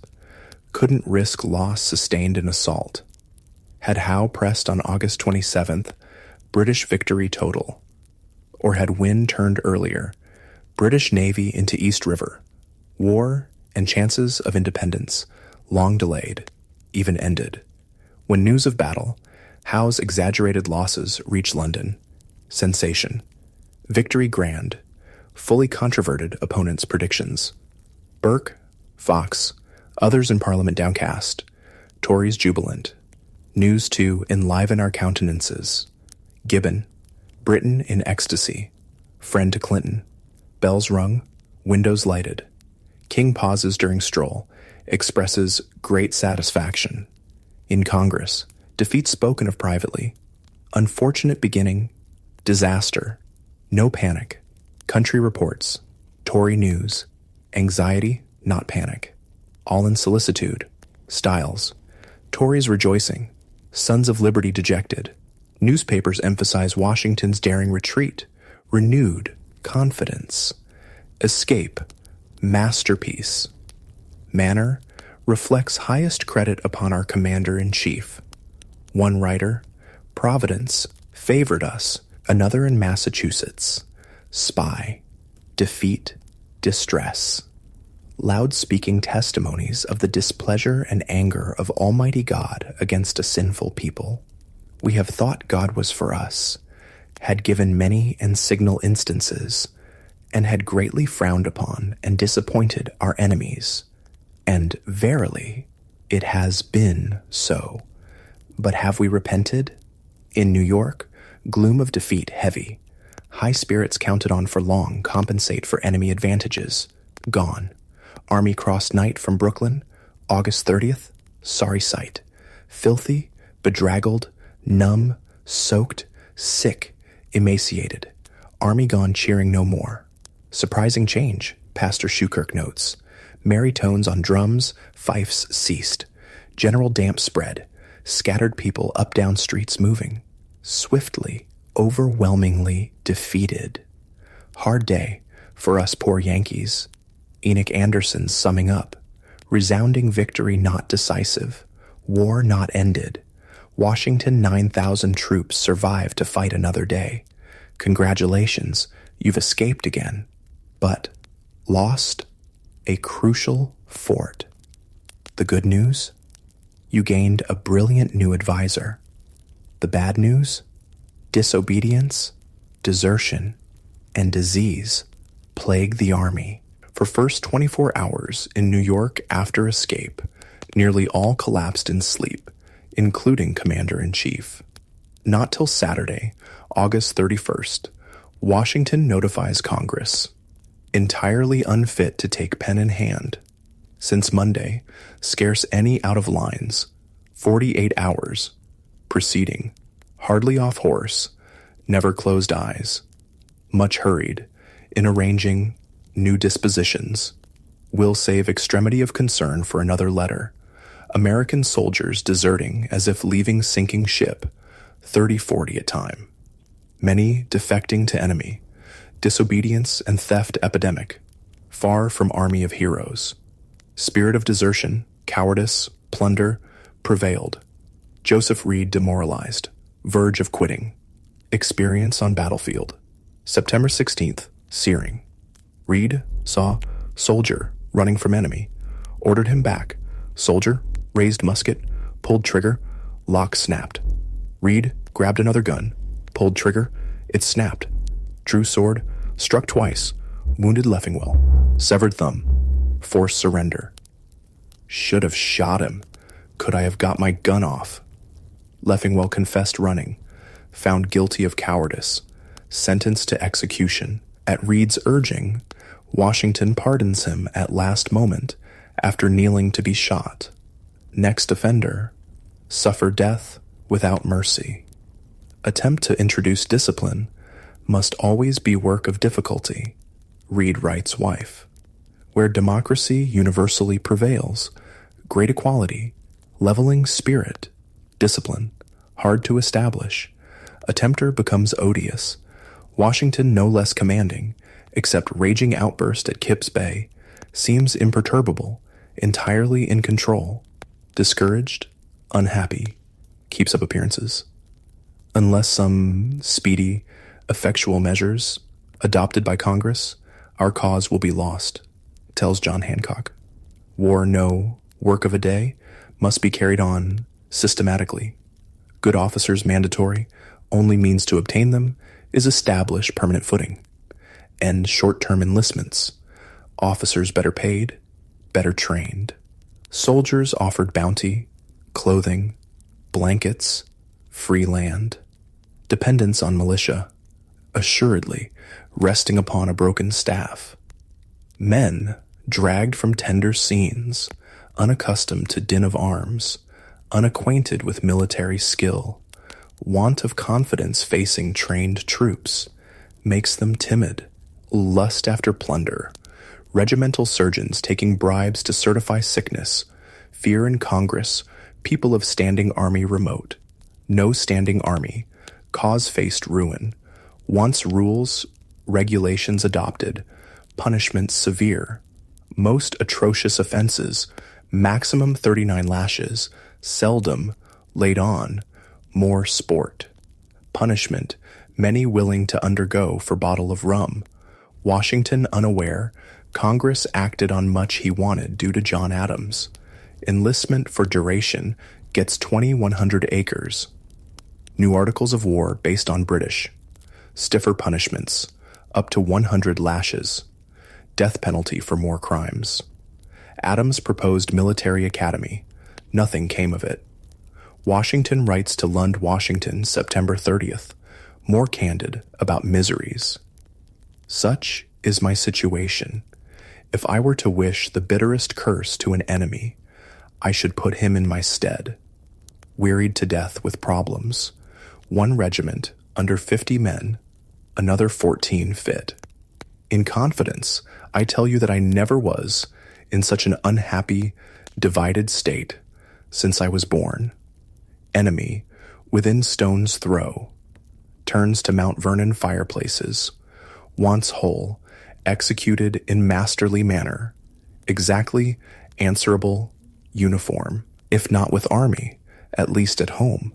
Crystal days, late September, early October in New York, lucent skies, Maple sumac turn color, East River spectacle of British ships, Hudson sparkles, beautiful setting for strange intermission, war many hoped put to rest till spring, not too early. Morning October 9th, hope's end. Phoenix, Roebuck, Tartar Way anchor, brisk southwesterly wind, proceed up Hudson to force passage beyond Forts Washington, Constitution. Americans tried to block river with sunken hulks, spiked logs. Fort guns open fire. Ships answer. Sail straight, slowly, through to safe anchorage upriver. Washington observed whole sorry scene. To our surprise and mortification, they ran through without the least difficulty. No end of labor. Defense came to nothing. British suffered 9 seamen killed. Considerable damage. Showed Hudson undeniably theirs. Day could lead to decisive change in strategy. Purpose of forts, to deny use of river. Reconsider holding forts. Washington raises no questions. Greene declares confidently, forts so strongly positioned, little more to fear this campaign. Instead of lesson learned, day marks onset of blunder, painful humiliation. British plan, October 12th, to outflank rebels by water. Massive armada sets sail upstream East River in very thick fog. Stunning seamanship. By noon, advance force, 4,000 troops, lands at Frog's Neck, Marshy Point, Westchester County. Frog's Neck, Howe's poor choice, peninsula on Mapmore Island at low tide. British advance over causeway, checked by American riflemen. More American support moves in. After more British troops land, Howe decides to re-embark. Consumes 4 days. Tweedledum business. Reinforcements. Howe expected 7,000 Hessians, worth weight. Howe moves with astonishing speed, landing at Pell's Point, mainland. First report of Frog's Neck landing. Washington knows Harlem Heights bastion trap. British up to former scheme of getting to our rear. Only to strike inland toward King's Bridge. Army must withdraw. Concentrate forces at safer ground, 18 miles north, White Plains. Sterling, Sullivan rejoined Army through prisoner exchanges, nick of time, warmly welcomed. Congratulations, you're retreating, but the enemy is right behind you. The good news? You made it to White Plains. The bad news? Fort Washington is about to fall. At Council October 16th, Fort Washington Garrison decided retained as long as possible. Passage of ships on Hudson issue. Obstructions insufficient. Communication across river to New Jersey maintained. Washington, Lee, Heath, Sullivan, Sterling, Mifflin present. Knox also present. Only George Clinton dissents. Week before, Congress resolved obstruct effectually Hudson at Fort Washington. Relevance to decision unclear. All of York Island finally evacuated except 1,000 men for Fort Washington. Officially, alteration of our position, not retreat. Commander's orders, October 17th. Tents struck. Men take tent poles. 2 men per company baggage guard. No packs, unless sick. Chairs, tables, benches on wagons. No person unless unable to walk on wagons. Wagons move forward before regiments. Every regiment marching orders. Flints, ammunition complete. Exodus underway. Army crossing narrow bridge at King's Bridge, heading north along west bank of Bronx River. Sick greatest burden. Trek, slow, difficult. Men hauling wagons, cannon. Private Joseph Martin lugs cast iron kettle. Size of milk pail, arms dislocated. Puts it down, another shoves it, rolls downhill. Only one that was rid of their iron bondage. First of Army struggles toward White Plains. British swift landing at Pell's Point. Advance force, 4,000 British Hessian. Ashore early morning. Unopposed. Move inland. October 18th. From hilltop before dawn, Glover sees upwards of 200 ships. Anxiety for fate of day. Gave 1,000 worlds for Lee or experienced officer present. Acting on own, rushes forward with 750 men. Fight tenaciously behind stone walls, inflict heavy casualties, stall enemy advance for day. Colonel Lomi Baldwin, with small regiment, joins. Men calm as shooting ducks. Enemy dead at least 200. Exaggeration. British lose more men killed at Pell's Point than Brooklyn. Glover's calculations. 8 dead, 13 wounded. Ferocity shown stuns Howe. Leads him to conclude with stone walls. More deadly fire waiting. British keep moving inland cautiously. Seldom more than few miles a day. Against little resistance. Probably Howe, no need to hurry. Doesn't expect to cut rebel retreat. Hopes to maneuver Washington onto open field for decisive victory. Takes few more days at White Plains to be ready. At last, October 28th, 10 days after landing at Pell's Point, Howe sends 13,000 redcoats, Hessians, up Main Road to White Plains. Early morning, sparkling fall day. Washington avoids open field fight. Dug in on high ground back of village, lines over mile. Looks like Howe will attack head on. British field guns open fire. Howe's army marches in perfect order in 2 columns toward Washington's center. Sun shone bright. Their arms glittered, never were shown to more advantage. Suddenly, 1 column wheels left toward Higher Hill on American right, other side of Bronx River. Chatterton's Hill, wooded slopes, open fields above, dominates American lines. Yonder is the ground we ought to occupy, Lee reportedly told Washington. Rushed troops to defend, mainly militia. British artillery moves closer. Cannon roar. Air hills smoked. Fences, ash walls knocked down. Pieces. Men's legs, arms, bodies mingled. Washington orders more men to Chatterton's Hill. British Hessians ford river. Hessians, part of newly arrived 7,000, launch uphill charge. Militia break. Run. Reinforcements. Haslett's Delawares, Smallwood's Marylanders. Fight bravely. Give way. Battle of White Plains. Battle of Chatterton's Hill. British Hessians carry day. Cost. Over 250 casualties. Twice Americans suffered. Not victory achieved anything. Day after October 29th, Howe pauses. Waits for reinforcements. October 30th, pours rain. November 1st, Howe finds Washington Army pulled back half-mile to stronger position across Bronx River. 2 more days. Armies, wait, watch.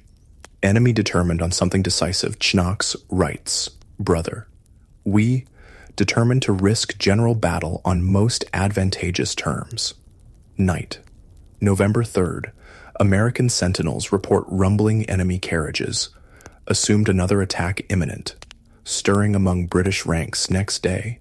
November 5th morning, to American surprise, whole British army in motion, heading southwest toward Hudson Kings Bridge. Congratulations, you've narrowly avoided disaster again. The good news, you're out of White Plains. The bad news, you've divided your army, and a storm is gathering. Opinions here are various. Joseph Reed confides to wife after council.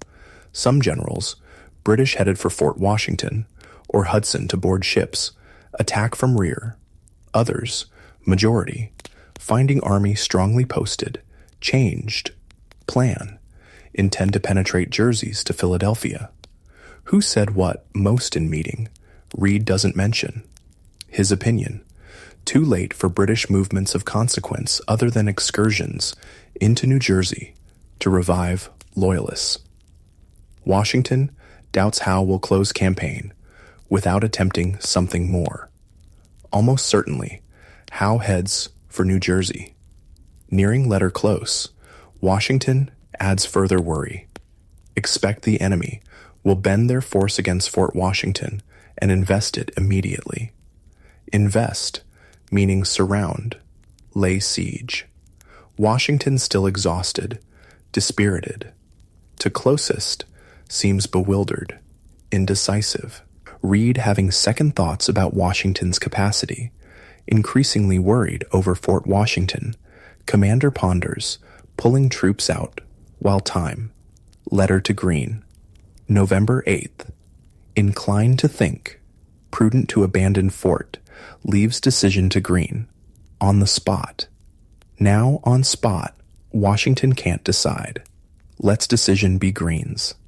Excellency Washington has been with me, but finally nothing concluded on.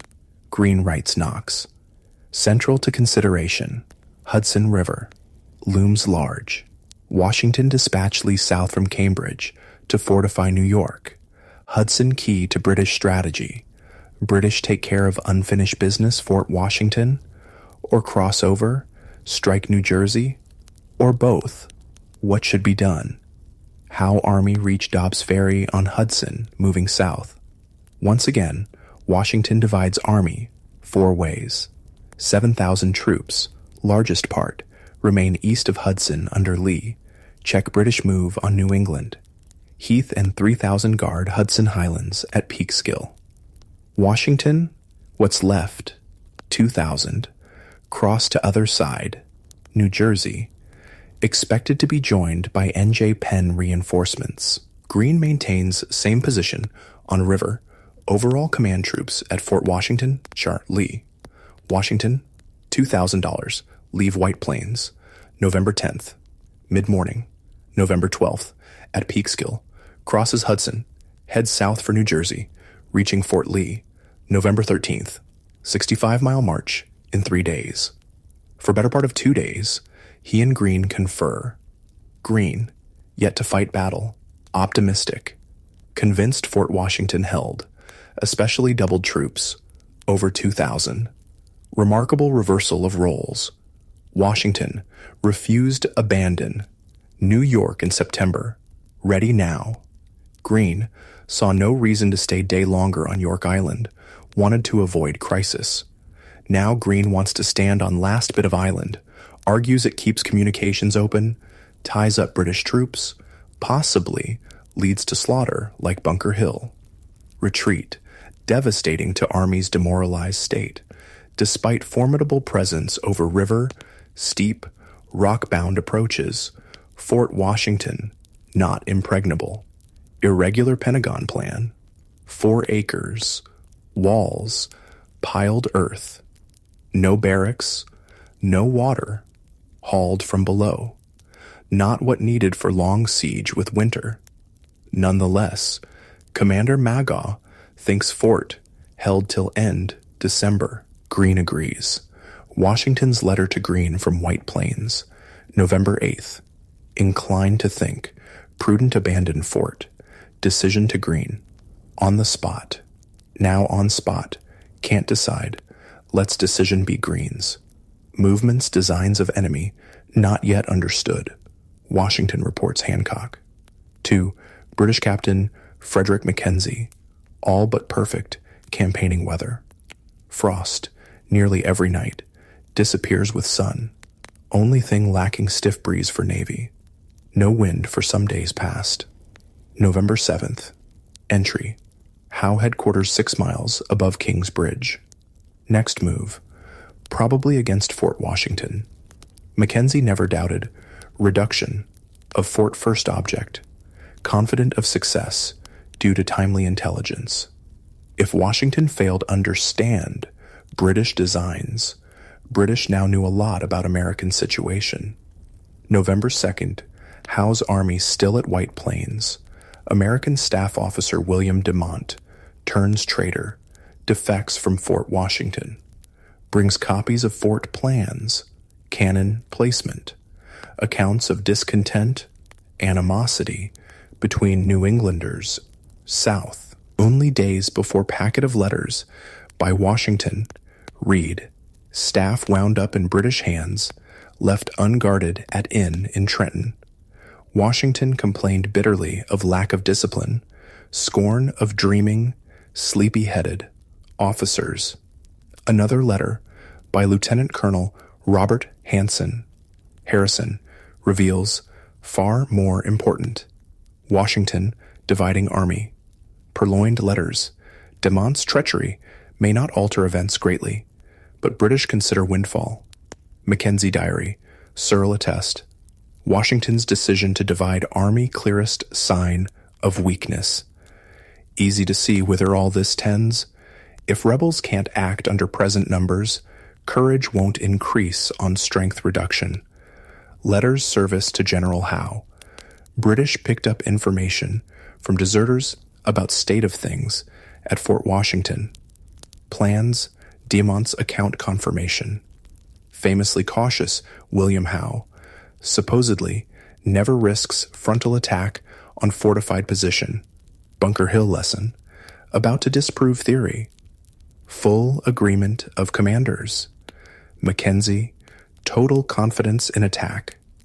Predicts as soon as Fort Washington taken, Howe moves on to New Jersey. Rebel troops from N.J. Penn, Washington, counted on never materialized. Mackenzie leaves little to prevent our arrival at Philadelphia. November 12th, day Washington crosses Hudson. Howe's army within 4 miles King's Bridge. Plan 4-part assault. Hessian's major role. Plan unfolds. Midday November 15th. Howe sends Colonel James Patterson under white flag to deliver message to American commander Colonel Magaw at Fort Washington. Same British officer July carried peace letters. This time, ultimatum. Surrender, fort, or face annihilation. Told 2 hours to decide, Magaw responds at once in writing. If I rightly understand, this post is to be immediately surrendered. I rather think it is a mistake. Act a part so unworthy of himself, actuated by the most glorious cause. I am determined to defend this post to the very last extremity. How? No intention of slaughter. Ultimatum plays on fears. Magaw's bold response, based on belief, men, could hold out or escape across Hudson after dark. Congratulations, you've lost Fort Washington. The good news? The war isn't over yet. The bad news? It's the most devastating blow of the campaign so far. When word of ultimatum, Magaw's answer, reaches Fort Lee, Nathaniel Greene dispatches rider to Washington. Washington dashes back, arrives Fort Lee nightfall. Greene, Putnam, rode across river to meet Magaw, appraise situation. Washington follows in small boat. Halfway across, meets Greene Putnam returning. Mid-river and dark, Greene Putnam give encouraging report. Troops in high spirits would make good defense. Being late at night, Washington says, 3 return to Fort Lee. Same night, unobserved, British bring 30 flatboats upriver with muffled oars, past Fort Washington, into Spuyten Duyvil Creek, down Harlem, ready for morning. First chance, early Saturday, November 16th, Washington with Greene, Putnam, Mercer, again crosses Hudson to determine what was best to be done. Boat pushes off, sound of heavy cannon carries over water. Off in distance, left of Fort Washington. Sea attack begun. Landing opposite shore, downriver from fort. 4 generals scramble up steep slopes to crest near Morris House. All stood in a very awkward situation. Greene writes, disposition made, enemy advancing, durst not make new disposition. Still couldn't see disaster. Urged Washington leave. Go back. Greene volunteers stay. Putnam. Mercer also. Washington thinks it best. They all go. Assault from 3 directions after prolonged pounding. 4,000 Hessians from north. Over. Bridge at King's Bridge. Led by Knyphausen. Requested honor main attack. Hessians professionals. Performed duty. Day to show superior in profession taken pride in. Sterling, prisoner, heard Hessian officers remark duty, not inquire, which side right. Force of British under Cornwallis. Highlanders, strike east, crossing Harlem River in flatboats, brought up night. Third force, 3,000, British Hessians, south, led by Percy. By 10 o'clock, Howe committed 8,000 troops, nearly 4 times defending force. Farthest reach of outer defenses 5 miles. Kniephausen's Hessians face steepest terrain, withering fire from VA-MD riflemen among rocks. Ferocious fighting. Hessians, dauntless. Rock slopes scaled rough even without fire. Officer Wiederhold. Attack. Almost inaccessible rock. Every obstacle swept aside. Precipitous rocks scaled. Hessian soldier Ruber. Obliged to drag ourselves by beech tree bushes. Could not really stand. At last, on hilltop. Trees stones. Hard time. No idea of yielding. Rahl gives word. All that are my grenadiers, march forwards. Drummers strike up march. Hautboy players blew. All alive shouted, hurrah! Mingled together, Americans, Hessians. No more firing. Ran forward pell-mell upon fortress. Grant disliked Hessians almost as much as Americans. Writes admiration, how they surmounted every difficulty. Gaining heights, kept on, at a trot. Kniephausen had not stopped Rahl, convinced he would be in fort 5 minutes. Other sides of attack advanced. Some American defenders little resistance, others fight tenaciously. Graydon commanded company facing Percy's assault from south. 150 men, single 18-pound cannon, held off 800 British.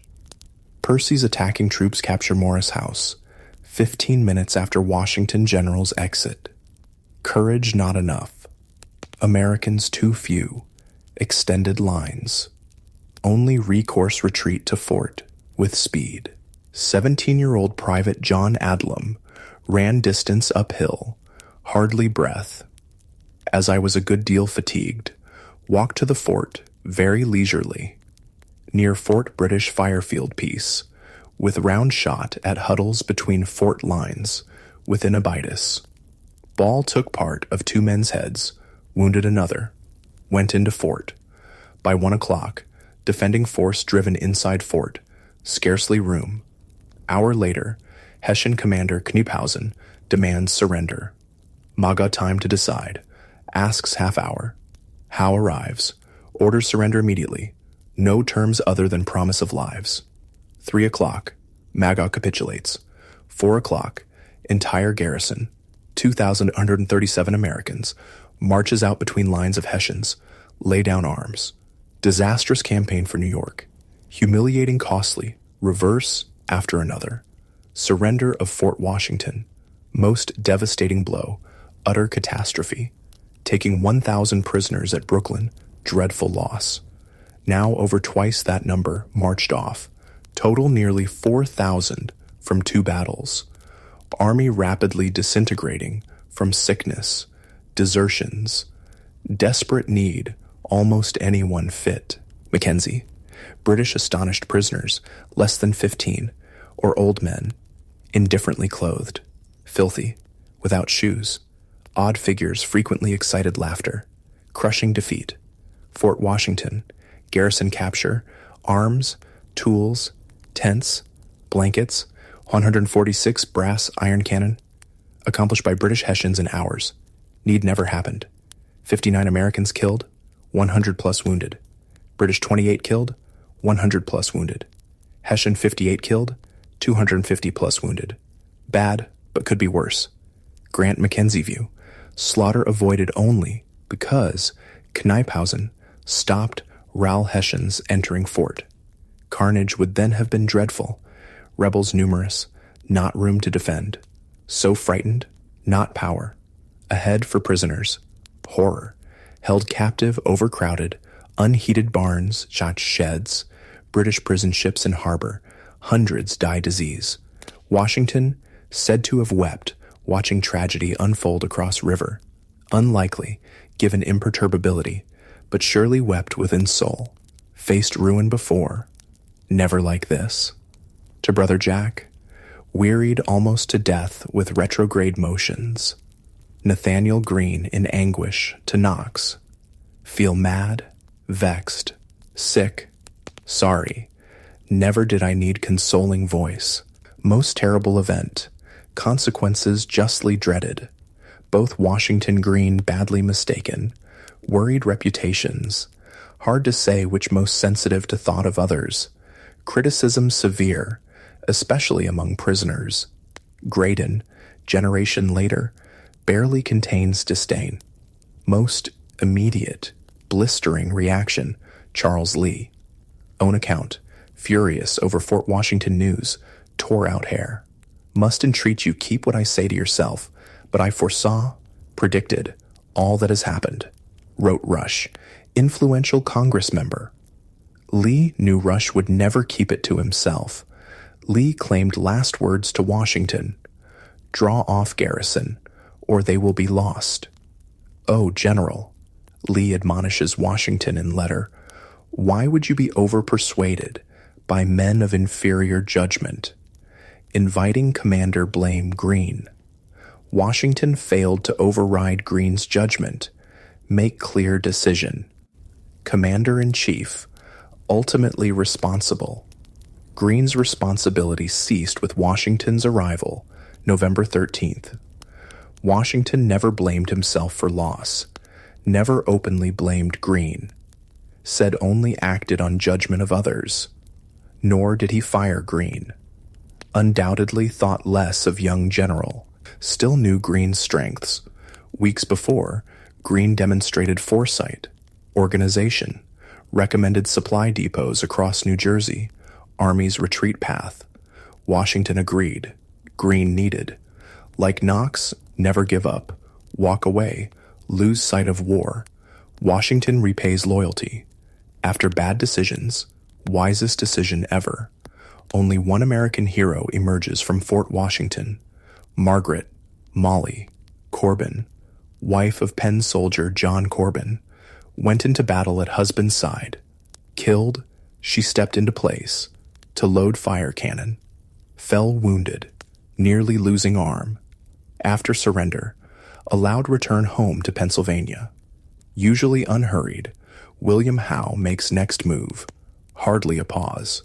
3 nights later, sends 4,000 British Hessian troops under darkness, drenching rain across Hudson. Land upstream Fort Lee at Gloucester. Led by Cornwallis, scale palisades, steep footpath.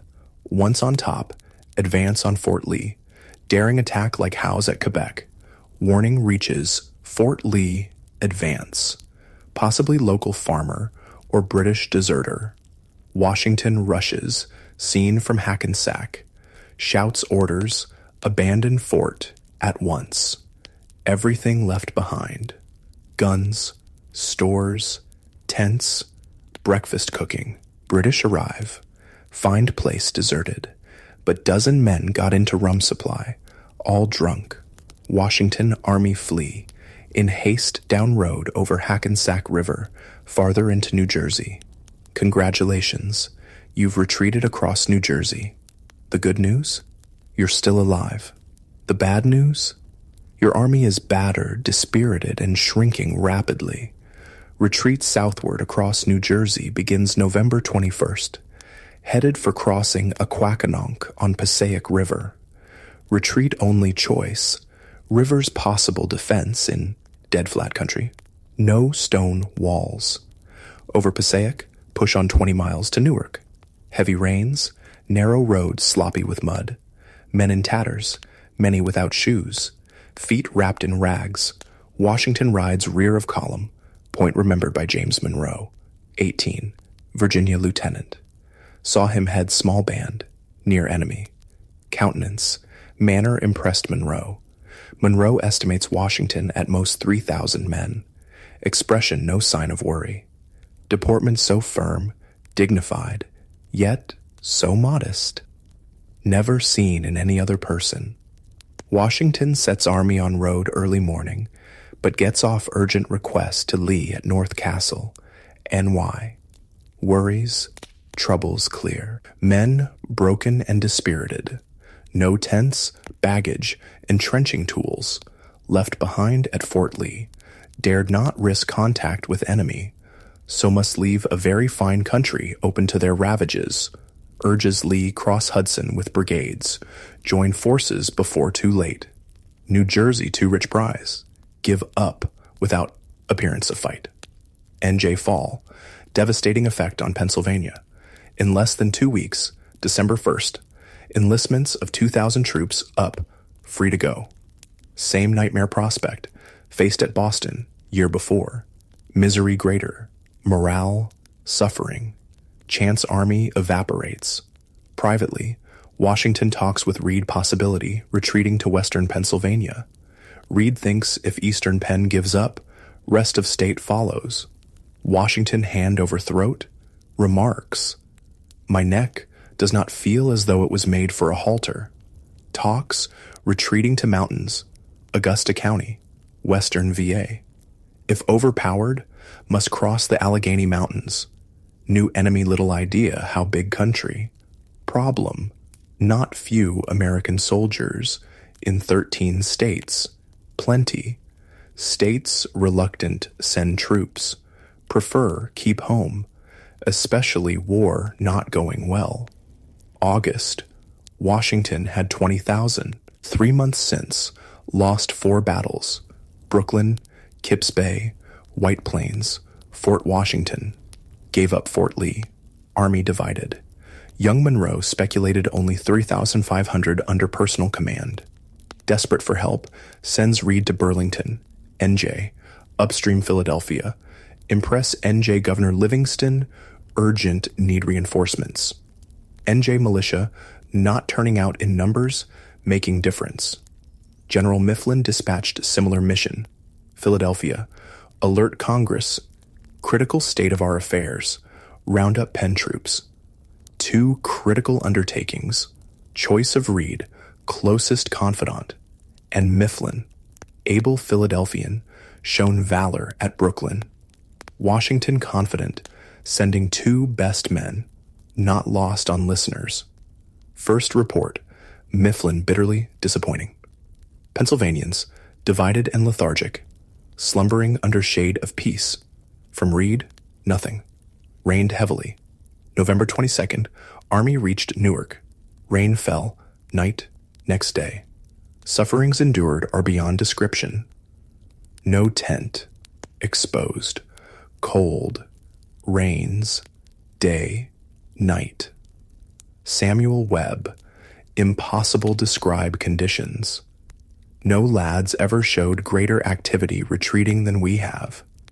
Best fellows at business. Webb, recovered from wounds, on Washington's staff. Greatest importance, impression made on Thomas Paine, author Common Sense, volunteered aid Green's staff. Green, love literature, political philosophy, liked brilliant Paine. Green raised Quaker, pamphlet widely read, called him Common Sense. Common Sense and call snarl, perpetually wrangling.